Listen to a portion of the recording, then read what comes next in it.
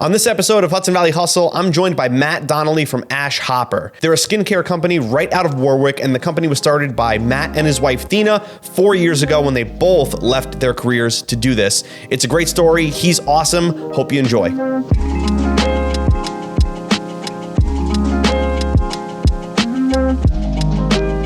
I've always just been entrepreneurial, right? Since I was a kid, right? Yeah. My parents kind of like instilled that in me that like, hey, you shouldn't go work for somebody. You should try to do something on your own. And I obviously I have worked for people in the past, and I'm never going to do it again. Right. But this is, almost 10 years now that I've been doing this on my own, and definitely can't go back. You have to bring each other up. Yeah, right? You have to. It's like you're a different breed of people when you're doing things on your own, and you can't always identify with people that aren't in it. Yeah. Like I have one of my closest friends is a business owner, and like the conversations we have, I can't have with other people because they just you can't don't get it. You can't they can't relate to it because it's the struggle. It's the 7 days a week. And they go, oh yeah, but everybody sees the success, but nobody sees the hard work behind the doors. So everyone looks and go, oh, look, that must be nice. He's working for himself. He gets to come and go as he pleases, but they don't see the 10 p.m., the 11 p.m., the midnight, the like answering the calls and putting out fires when you're not, you're always there. So it's truly like a full dedication.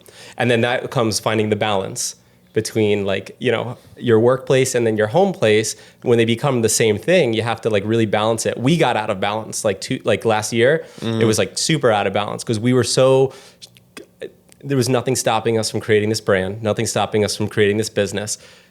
We let things go at home, So it's like, whoa. And all of a sudden you start to find yourself out of balance because you're coming home. You're like, why isn't my home life as, matching up to like the grind of the business but when I come home, the business comes with me. So yeah, you have to like fix that up and make sure it's a comfortable space, but it's always in the back of your mind, the business, Absolutely. Oh, always. It's your baby, right? Like I have two kids. I don't know if you guys have kids, but I have two kids, and like, this is my third baby. It's true. Right? Yeah. We have a 6-year-old, so it's a whole new set of challenges. Sure. But at least now he's in kindergarten, so he's there for some of the day. So we get to really focus. We try to squeeze a lot of things in a very small window. So between the hours of like 8:30 and like 3:30, we try to get so much done. Yeah. This way we can have that home life at the end of the day, and we're not carrying too much back home. Yeah. So yeah, that's cool. I think it's going to be awesome when I think about when my kids are grown. And so like my wife's home. She's home with the kids. She was a school teacher. She was a tenured school teacher. Yep. When my first son was born, she took a year off, and now she's on year 8 off, right? So because we had another one, but that's she great. just never went back. It's in her blood. This is what she does. It's great. But and dad goes to work, but dad doesn't go to work. Dad goes to work for himself, right? So I just like thinking my kids are going to grow up thinking that this was different from what a lot of other kids are dealing with. Oh yeah, and totally. I love that. I love that. Yeah, it's awesome. That's why we did it. That was one of the big driving factors for us was, we always wanted to, work for ourselves. Growing up, I grew up in like the Irish Bronx neighborhood. It was like you worked really hard, right? Sure. That's what you did. So like, if anything, I had like a really strong work ethic installed in me at a very young age. Double-edged sword because I went to my regular job. So before I did this, I worked in healthcare. I was an MRI technologist. I was really good at what I did, and I gave so much extra. It wasn't coming back to me though, like that awesome work ethic that was instilled in me. I'm like, man, it just seems like it's they're not looking for someone that's amazing at what they do. They're looking for someone that is like, can just come in and just follow the rules and just fill the job. Yeah, do the job. Do what you got to do, and then go home. Don't no improvements necessary. So I felt like I had more to offer. So we thought we would be able to use this business as an outlet for that hard work ethic that was instilled. And my wife's the same way. She grew up similar. She was in healthcare too, right? No, her parents were in healthcare. Okay, so they both of her parents are nurses.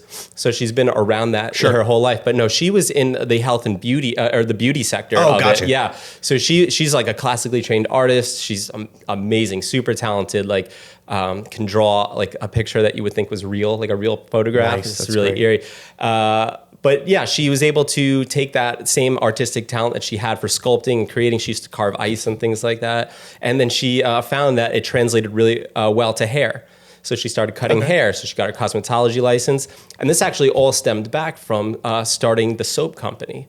So she was making little soaps, and people were asking her, "Hey, do you have a background in this, in cosmetology, like skincare?" She says, "No, I don't. But you know what? Maybe I should go to school and do that." So she did. But then she realized, like, wow, you can make a lot of money, like painting people's hair. So she did that, and she opened a successful salon with a business partner. They ran and operated it for several years. It was really great. That's when like COVID happened. Things pivoted a little bit. Yeah. I was working in the hospital. It was a tough time. Oh man. So we really started to reevaluate our lives and what we wanted out of it, and then what we wanted for our future, for our son. I didn't want him looking at us going, like, I'm going to go to school, work really hard so I can work for somebody else.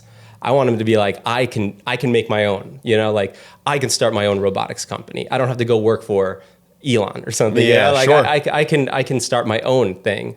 And I think that's lost with a lot of people. Like, they don't teach you that in school, that you can go to school and start your own thing. They teach you how to go to school to work for somebody else. Yeah, they teach you how to be a cog in the machine, really. And totally. And not be the machine, right? Yeah, it's true. Yeah, it's you're kind of like a factory worker. Yeah, you're a good factory. And there's worker. there's definitely nothing wrong with that whatsoever. No, there's not. And it keeps the world moving. We need people. But people can get lost through the cracks. Yeah, right? We see some super talented people doing things that just to keep their health insurance. I see some super talented people that I'm like, man, they're like, one day I want to do X, Y, and Z. I'm like, you should just go do it, man. Yep. I got the health insurance. I don't want to leave here. It's like golden handcuffs. They're like, they keep you tied to this job, which is a great job. Like I punched a clock for a very long time, and I was really happy. I loved my job. I loved what I did. I loved helping people, and I was really, really good at it. But I just felt like I was missing something. I felt like there was needed to be more. So that's why we started this company, and boy, did we learn a lot starting this company. It was just immediately, it was just going to be like, we're going to start, we made soap, and my wife made it, and I thought it was the best soap in the world. I was like, this is just the greatest product. People that we gave it to, they really liked it as well. And we started noticing, like, available at the shelves on the supermarket, there's really nothing available for quality. There's a lot of cheap things and a lot of inexpensive items, but the quality wasn't there. Mm-hmm. So, you go to a boutique, a fancy boutique, and you say, I'm going to spend a couple more dollars at a boutique, maybe get a $30 bar of soap, right? And then you discover it's the same ingredients as the stuff at the supermarket. Yeah.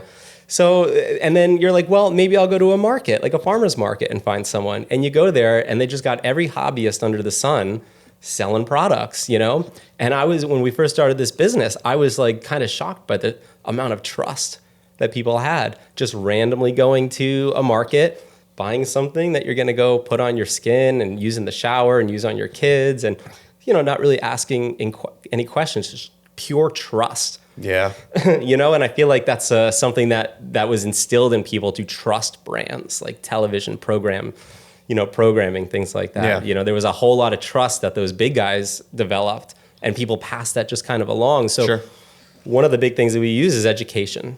So when we get a customer, when we're talking to somebody at a marketplace, we'll educate them. And I want them asking hardball questions. I want them to try to stump me with things, because I think that's really important to do. So that's just one of the things there. That's great. No, so you were doing well in your career. Yeah. Your wife was doing well in her career, in her business, and you just said, that's right. We're done. So to me, that's a big separation between, and we're going back 4 years ago, right? You said? Yes, 2020. Yeah. So to me, that's a big difference between Aunt Sally that makes soap in her bathroom and, Ash Hopper. That's a very big distinction there. It is. Yeah. It's a big, there's a lot on the line, so when we see people at markets, like, we're hungry. Like watch out. Like, I've never talked bad about another company, but I talk about ingredients. I talk about ingredients a lot. And if you're just someone that happens to use those ingredients, maybe you do some double check your stuff to see if that's maybe something you don't want. It's funny, actually, there was a company that was, I consider kind of like a hobbyist, company, and they used some ingredients that we didn't like, like something like titanium dioxide, which is, they make the S white on Skittles, You know, like Oh, little yeah, S on sure. Skittles. Yep. They're carcinogens. They're outlawed in California right now. They just pushed a ban to try to they have something like a few years to get them off the market. They were supposed to be doing this years ago. It's no good. But yeah, they like boiled down to it. It's a environmental toxin, and it's no good for your body. And it's used to make soap white. So anytime you see like a really white soap, usually it's titanium dioxide, and it's really not all that great for you. There's a lot of camps people will tell you. Sure. You know, some people, it's fine. You know, it's washing off your skin. You're not drinking it. You know, but here's the thing: it goes down the drain, and it goes into the water system, and now it gets into the groundwater. Tell me, are you super confident in your municipality that they're running the optimal, most, up-to-date filtration systems? Yeah. It's very hard to filter these things out. So they end up getting back into our water and we end up drinking them. So that's how people are getting sick. And that's how you're hearing all these like forever chemicals and endocrine disruptors.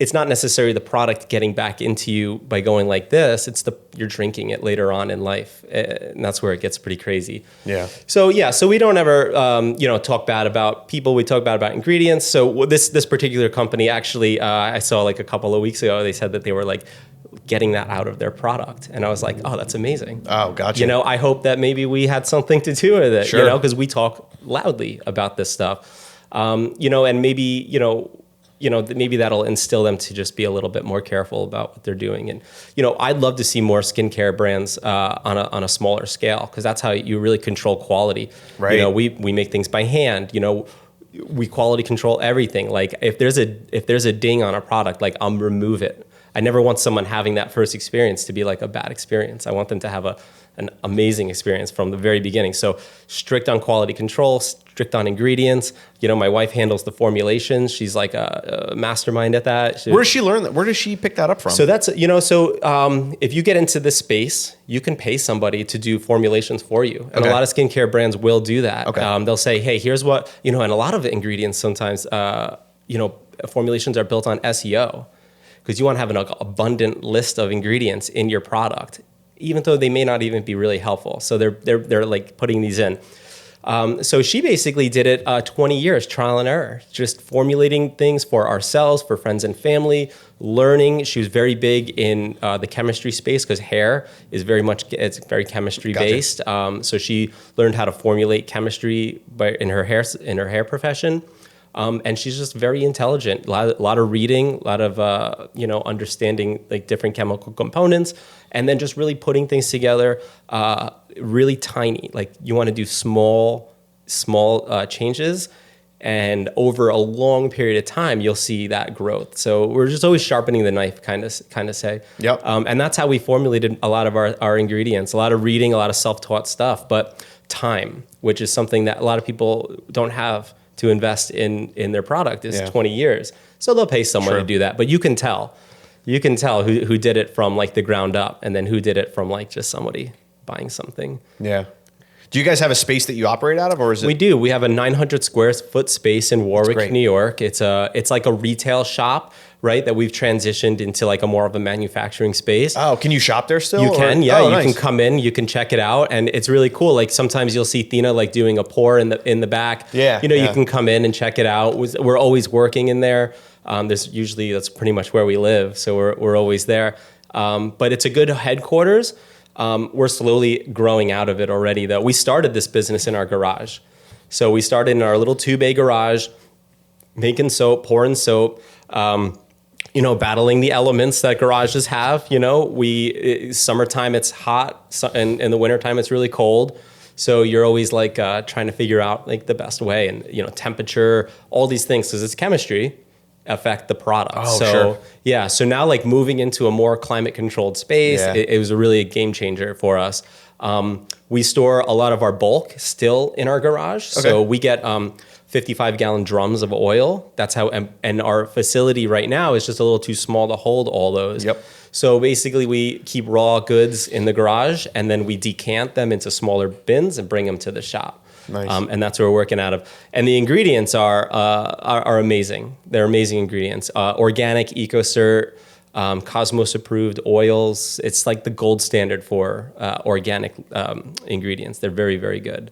Yeah. Yeah, ingredients are a very key factor in what we do. It's like culinary, what you could think about when you're thinking about our business. Yeah. You just think directly like we're cooking. When you're cooking, when you're baking, ingredients matter, right? Same thing with what we make. It's the end result. You just don't eat. You just put on your skin. Yeah. We were talking before we started rolling. So you guys are at markets every weekend, right? Yes. Saturday, Sunday, Every weekend. You guys are grinding, hustling at markets. 4 years, yeah. Every weekend, Yeah, we which do is the best farmers amazing. markets in New York. That's Yeah. great. That's Yeah. awesome. Where else are you selling? I know you said you're getting into hotels. You're selling Yeah. online. Like, give me a little bit of like where's all the sales coming from? So the sales are coming from the first 3 years, definitely big farmers markets. So we're doing a lot of New York City farmers markets and Westchester markets. Yep. They're very competitive. There's a real high standard. The customers are expecting a standard, and they're expecting a knowledgeable person selling the products. We use the farmers markets to develop relationships. We build trust with our customers.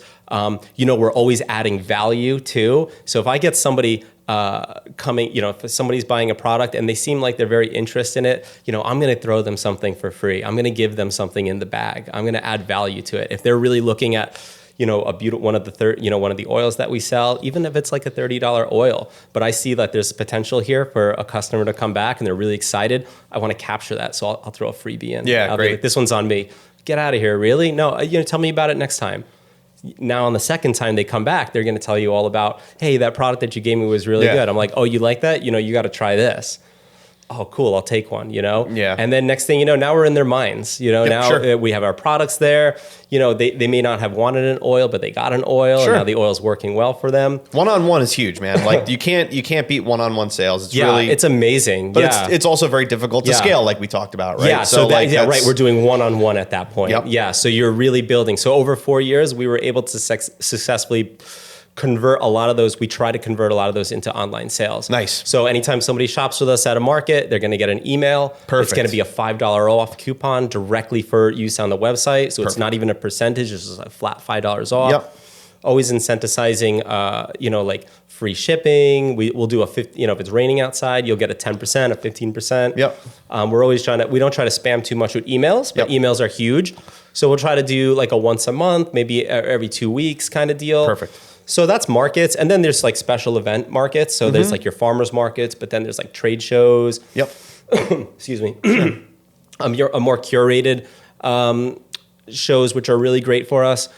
We love the curated ones because, usually they're doing a little bit of, you're really with some quality vendors at that point. You're not going to get the hobbyist at those places. So when you're saying curated, you're meaning like they're choosing who's going to be there? Yeah, Gotcha. exactly. Okay. So there's like a board of people. They're Makes looking. They're going through. Anybody with $350 can't just get a table or something, and soap right? is like, everybody, like you said, everyone's Aunt Sally makes soap. So it's like, so we compete with a lot of this. Like usually when I say, oh, we make skincare, like soap? Yeah, I like soap, but there's more to it. Yeah. Oh, we have a lot of that. You got to look at us though. I beg people, I say, just please look at us. Just take a second look because I think you're going to like something. We try our really hard to do something different. Yep. So that's markets, curated shows like that, and then we have, direct to consumer online. We have our website. That's a good one. That's growing. That's really been our focus. So actually right now at quarter one of this year, we've gone past our full year of last year. So whoa, yeah, in total revenue so far. Yeah. So quarter one is better than all of last year. And last year was a great year for us. Awesome. So we're really excited about that. That's that has awesome. to do with a lot of the Instagram. So my wife really developed a cool Instagram feed for us. Yep, love that. I love how consistent that looks. I was on it and I was like, it just feels nice to go through. The pouring videos, Very people satisfying. love the pouring videos. They're really excited. We get a lot of feedback. Like the couple of videos ago, we hit 2.8 million views on it, which was awesome. That was like, that shows you that it really does require you to stick with it because everybody has told us, we have friends in the space that have 100+ followers. We're like, hey, we've seen them come up from 5,000 followers. So we're always chewing their ear off. Like, how'd you do that? What do you think there was anything special? most people just say consistency. That's right. Yeah. So we make sure that we tell clients the same thing. Yep. We tell them the same. And there's no secret. And it's one of the hardest things to do. There's no cheat code. Yeah. There absolutely. Yeah. And consistency is so hard because it's a day off. It's a day that you don't want to do it. It's a tired day. Yeah. And then you got to come up with content, So and you're doing 50 other things. Right. That are all involved in keeping this business going. Yes. So creating the product, packaging the product, developing product packaging, which is humongous. Yeah, I was going to ask you about that. Give me how does somebody even start to develop packaging for their own products? Yeah, that's really a great question because that's a question that I didn't even think was a question. Yeah. I just, I never thought how people made boxes before.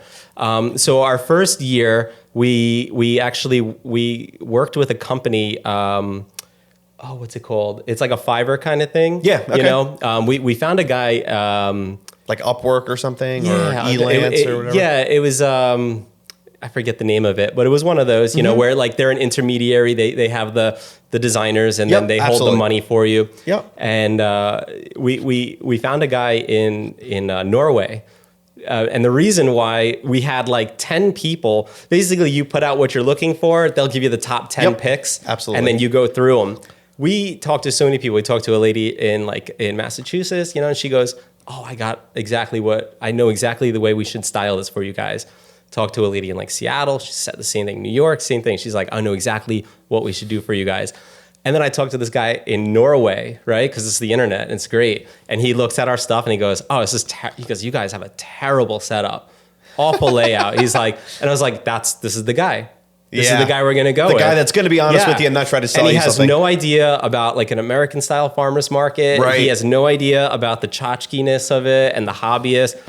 He just sees like a company that is looking to build. So we went with him. And it was like it was less expensive than working with like a production team or a design team like locally, but he gave us a good starting ground, and he helped design the packaging for us, which was a very basic packaging, and it was very Scandinavian, very cold. Usually, like we got when I asked the people about it, a health food store.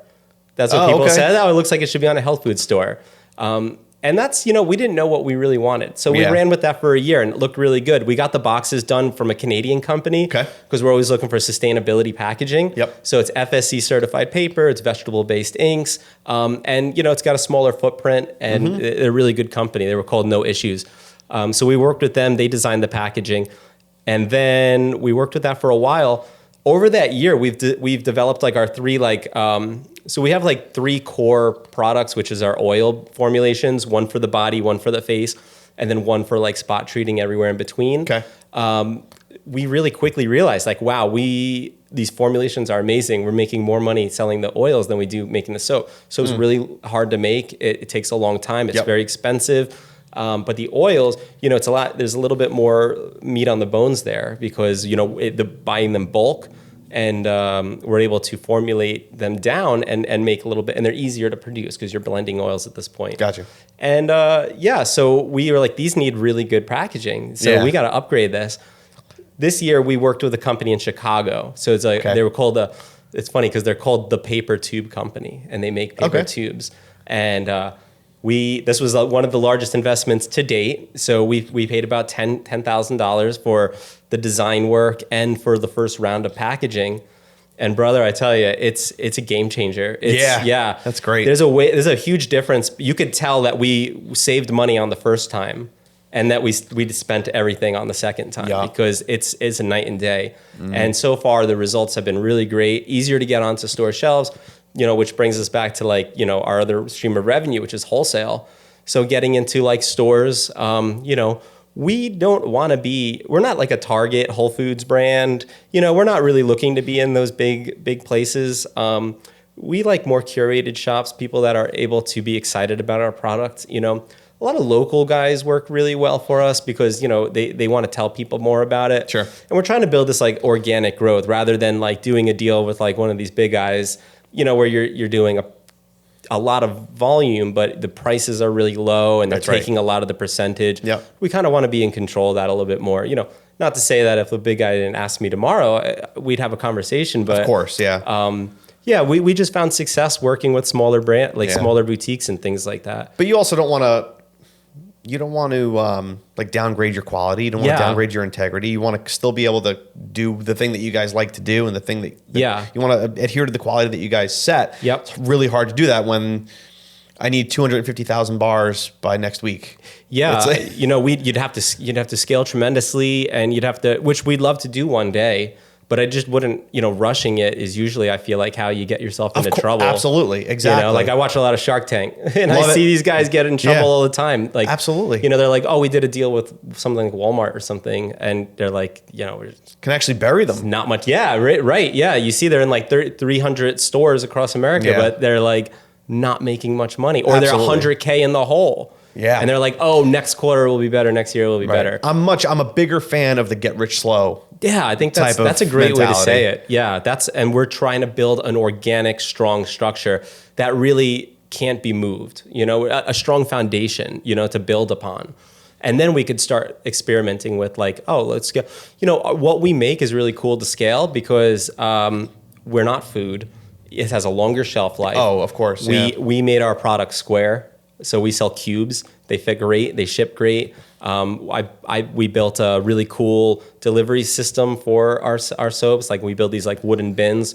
So a lot of the things that we do for our business, we do all on our own. 90% of what we've done on our own in-house, building everything from the packaging and everything. But now this year, we're like, time to step it up. Time to talk to a professional. It sounds like you did. I mean, that's like it was a huge investment. Changed. Yeah. And then, that's also brings us to a different set of revenue that we bring in is working with really trying to position ourselves as an amenities brand. So I started thinking of like, where could we sell like the most product to? Like, if you're making food, you want to sell to Whole Foods because they want to, they're not going to really, that's not really like, we're not going to fit in there because we're going to be a little bit more money always than what's available. And unless I'm there or someone's there, somehow we can get the value across to you. Sure. You might go for a cheaper option because, price Gotcha. I always say price is only an issue in the absence of value, So, we're always trying to establish value. So I thought, hey, you know what? Like luxury hotels, they buy a lot of soap and they might be looking for a better product. So we actually, last year, we started working with Wildflower Farms, which is a hotel and garden in New York. They're part of an Auberge Resorts group, which is like a larger entity. Okay. These guys have an amazing resort. It's beautiful. It's very high end. It's very expensive to stay there. They have celebrities all the time. Perfect.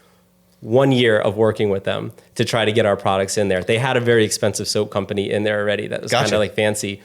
But we just kept establishing value. And they wanted the other soap company to reduce the size of their bar because they felt like they were overpaying. Oh, okay.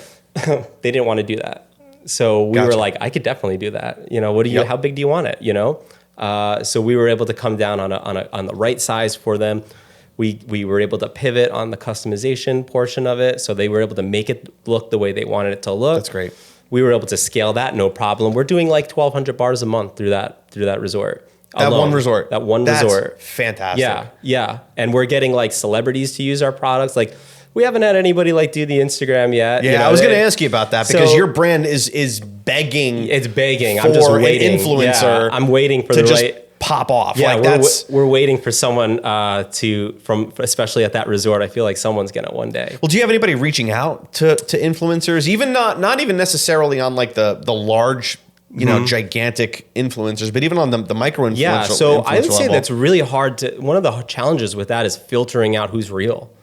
Who's like really like, because we get a lot of hits all the time. You have to pay attention. So you got to really pay attention. That's something I think next, this year we're going to look at a lot harder. Yeah. Because we're going to start, we want to bring people on. We want to get more people talking about the product, reaching out to people. I think that's really, this is for year 4 for us. We really like to transition more into social media space more than just our Instagram. I was going to ask you, are you on? I know you guys aren't on TikTok or anything. No, not like yet. That. Yeah, I think we were doing TikTok, and then like it was just too challenging to create like a TikTok video and then an Instagram video and then a YouTube video and then chopping them all up. We were using Later for a while where we were posting to all of them. Yeah, but it was better off when you did it like in app. Always. And yeah, so we struggle with that all the time. Yeah, so we thought, well, we were really good with the Instagram. Let's just stick with what we were good at, on that. And then perhaps like later on, we can add some other revenues on. As a personal recommendation, if you're making a vertical video, like you are for Instagram, put it everywhere. Yeah, we should. Yeah, you have the opportunity to explode on any platform. Yep. But if you don't post it, you definitely won't. That's right. So exactly right. Yeah. But if you're doing the work to make the content, yep. I always recommend just if it makes sense. If it works if you're making it for Reels, it can work on Facebook Reels. It can work on TikTok. It'll work on YouTube Shorts. And then it's just a matter of always doing it, right? Yeah, post it. Just post it. Post it when you post the Instagram. Just do it all. Boom, right, all together to save time. You're right. And there's no better time than now too, because it's like you got to have that period of time where you're posting and not like, you got to be involved with it. And almost like not expecting much. Yeah, and then, yeah. That's like with the Instagram. That's how it was with Instagram. Yeah. But yeah, I think that's definitely this year we're trying to focus more on that. The goal is to dial back some of these markets because they're very time consuming. Yeah. So a lot of our time is spent getting ready for a market, getting prepared, and then even locking the markets in, they're very political. They're very like, I'll bet. Yeah. More. It's so funny because I did not know that this was the space that we were in. And it's like, sometimes it's like who you know and how you can get in because they're very, they box people out. You could have someone that's like in a market, just taking a space for 10 years and they don't want anybody else in, and I think that's kind of wrong. When you're looking at these markets, sometimes they're run by like businesses that run markets, and those are great. We love those because they're very like rule oriented, and I like that. I like protocol, organized, and Yeah. I like protocol. Absolutely. Excuse me. Sure. And then you get something like a chamber run market, which they're not getting paid to do the market. They're just like we'll put it on. It's an obligation. And then you have like, sometimes you just have like these smaller groups of people that put these markets on and they're very selective about, not letting people in. I think markets should be like an incubator space. I would love to see farmers markets drop the word farmer and just be more community markets. Okay. Because especially with a younger crowd of people, I don't know about you guys, but I lose a lot of trust when I go into the supermarket. These companies spend billions of dollars a year working with clinical psychologists to figure out how my brain works so they can sell me something. I feel like when I walk into a supermarket, I'm being subliminally yelled at. It's very hard to think. It's very hard to focus. It's like, I don't like that space. That's fine. No, that's fine. I guess I just want to know, is there a piece of advice that you have for somebody that's thinking about, that maybe has a hobby, or maybe that's thinking about doing something similar to what you guys have done, not necessarily in the same space, but what advice would you have to somebody that's in their career, but has this thing that they've got this itch that they just can't scratch? What do you say to somebody like that? Yeah, I feel like if you have that itch, I think if it's something that you want to go all in on. You have to like really feel it inside to like leave your career behind, and plan it out. Do make a plan. We had a 5-year plan that we developed going into it. Markets being year 1 through 5 was definitely, we knew the time was going to be to build that up. Also get our product out there. I don't even know if people wanted what we were selling, Year 1 was like super beta, so be ready for that. Go into it knowing that it may not, it's going to drain your bank account. You're going to have to feed the beast constantly. And just be understanding that you have to be good at everything. If you love to be a baker or if you're a soap maker, that's fantastic, but that's like 10%. You have to be your money guy. You have to follow where your money's going, your accountant, Instagram, social media. If you don't like that, if you're not like, I'm not going to do it, I don't know if you're going to be really successful this year. There's definitely brands that could do that. People that don't need to have like a robust social media, but I really feel like it's super, super strong for that. And it's got to be organic because I see people paying to get like there's this one lady that we were watching. She went from like 500 followers to like 15,000 followers in like a week. And you're like, whoa, how'd that happen? Like she must have had something blow up, and you go on, there's nothing. And it's like, what? Okay, well, there's no likes, there's no engagement. It's like, sure. Yeah, and like all the accounts are like fake when you click on them and stuff like that. So that's not helping. You know, Yeah. it's like that's not going to help your business. Yeah, it's good advice though, because you're the thing that you love to do now becomes the thing that you actually end up doing almost the least. Yeah, exactly. When you're running a business, absolutely. Yeah, and there's so many things like building the box. That was something you don't even realize Yeah. that, you know, you have to be. One of the funny things that I say sometimes is I go, man, I wish I went to like business school, because I bet you this particular problem that I'm dealing with right now is like chapter 2. Yeah. You know, I was like, Yeah. I bet you there's an easy solution here. I just don't know that solution. Sure. So we're going to do whatever good. we think we can do. That's great. To remedy it. And if it's wrong, well, we'll pivot next time. Yeah. As sometimes, you know, most of the time you can nail it, because it's a feeling, you know, a lot of it, it's like, all right, well, I think this will be good. And then you got to make the choice. Sometimes you can spend a whole day just making a choice, Sure. you know, and you don't really know it. Sometimes it's the best if you just like 2 seconds go, okay, we're going to do it that way, Yep. and then move on. I'm a ready, fire, aim kind of guy. Yeah. That's me personally. Move on, but- right? Like yeah. get it out there and then just be like, yeah, all right, that worked out, or maybe that didn't work out, but it was done. Yeah, make the decision fast, because I things don't get done if you just deliberate. It just doesn't work. And when you're small, when you're lean, that's when you can make quicker decisions and make things happen much faster. It's like when you're lean, it's like, you know, turning a rowboat. When you're big, it's like turning the Titanic. Yeah. It's much different. And we did this is a partnership. So this is my wife and I. Yeah. I'm sure it's very difficult to do this alone. I could only imagine how hard it would be if I was just an independent soap maker wanting to start a company. Yeah. So hard. I couldn't even imagine how you do it. There's not a lot of resources. There's not a lot of financial aid. There's no help. You know, these small business loans are like super high interest rates. Sure. You know, we love Square. Like Square processing has been awesome for us. Really? Yeah, they give us really great loans. You can do a loan through Square to finance like buying bulk. You know, so if you're someone, even if it's like food or if it's skincare, you got to buy bulk.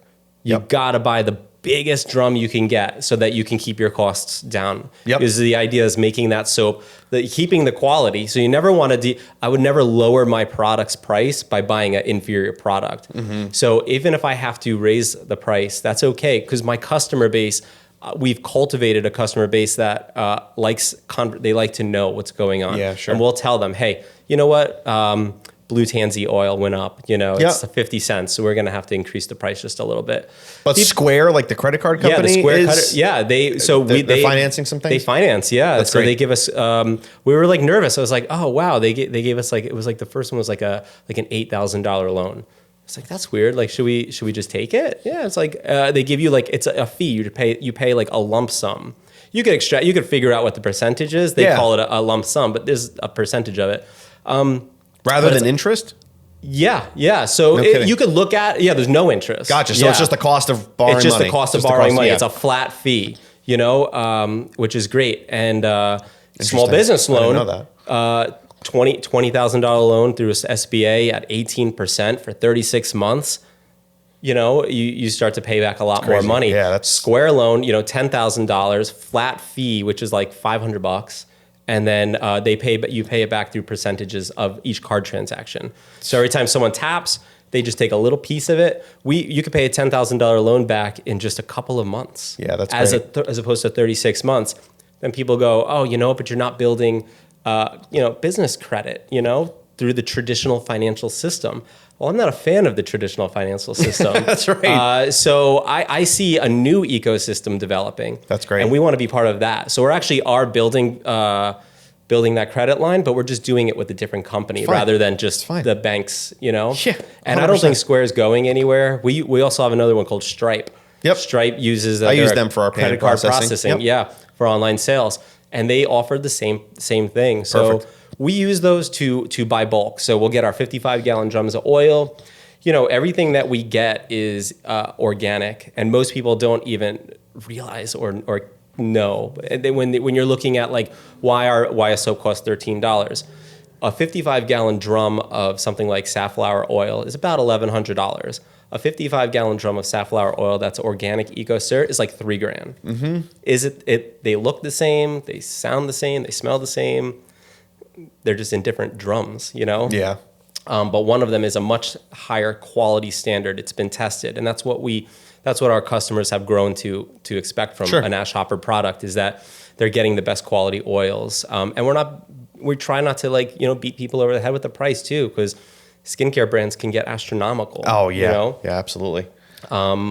You have companies like it's a weird space because you have like La Mer, Tata Harper. These guys, you can go to Macy's, you could pay $300 for a bottle of oil, not organic, and it has fragrance in it, which is like synthetics, and it has stabilizers and preservatives to make it shelf stable. Sure.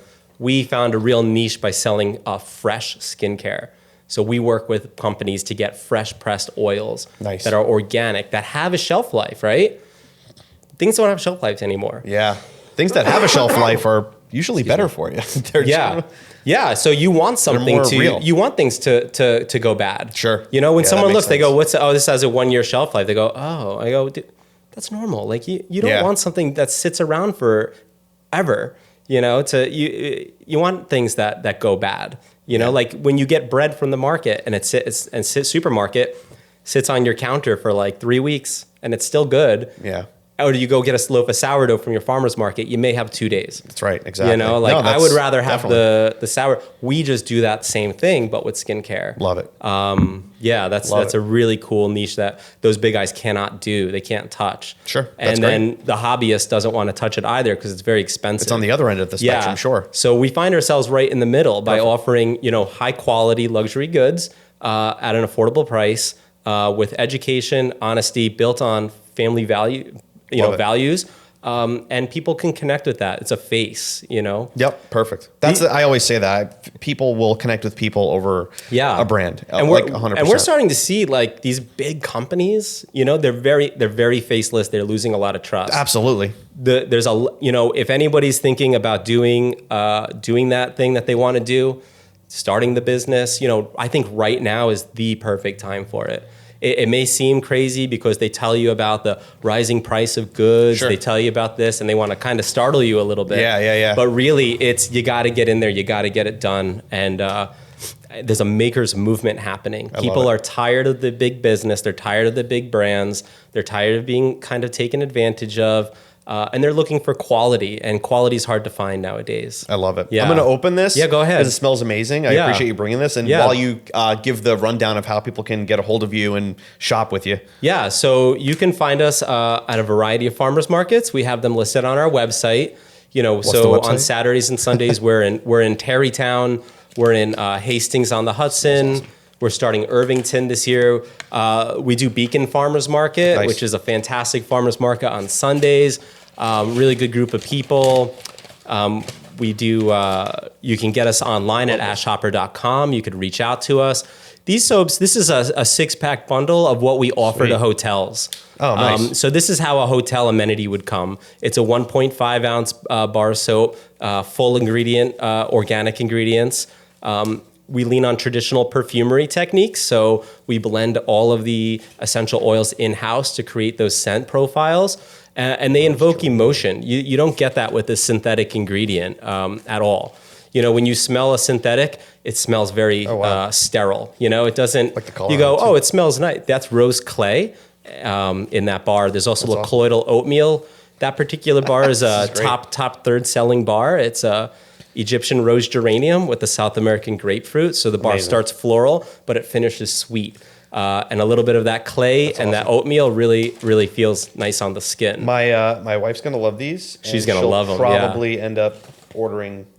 Yeah. We order. Definitely check out the Instagram at Ash Hopper Botanical. That's awesome. That's a really good one. So cool. We're trying to grow that, and then we're gonna try to do some long format video stuff. Cool.